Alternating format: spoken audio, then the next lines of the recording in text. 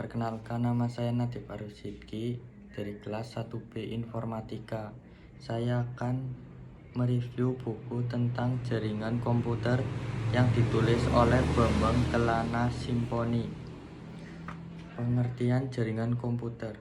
Jaringan komputer merupakan jaringan telekomunikasi yang memungkinkan antar komputer untuk saling menukar data. Tujuan dari jaringan komputer ialah agar bisa mencapai tujuannya.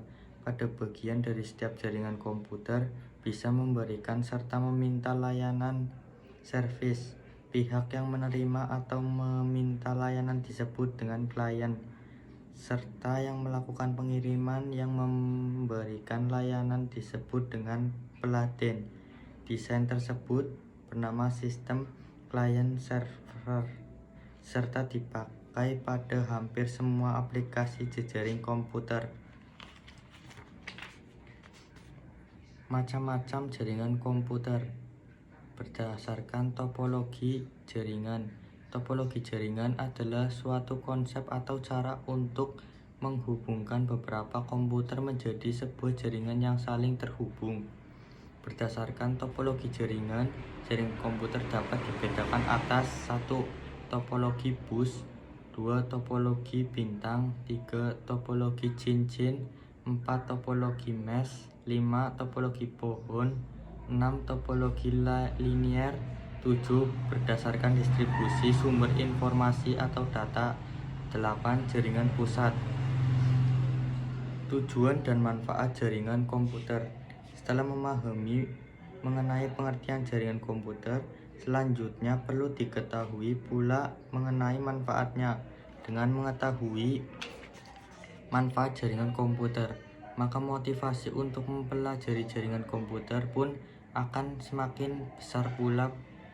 Berikut ini beberapa manfaatnya. 1.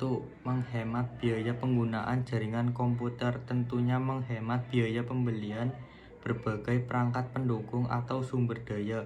Misalnya saja dalam sebuah kantor, beberapa komputer bisa menggunakan printer yang sama secara bergantian. Masing-masing komputer bisa memberikan perintah untuk mencetak dokumen langsung dari komputer tanpa harus memindahkan data dengan alat bantu seperti CD atau flash drive. 2. Memudahkan lalu lintas data dalam sebuah jaringan komputer.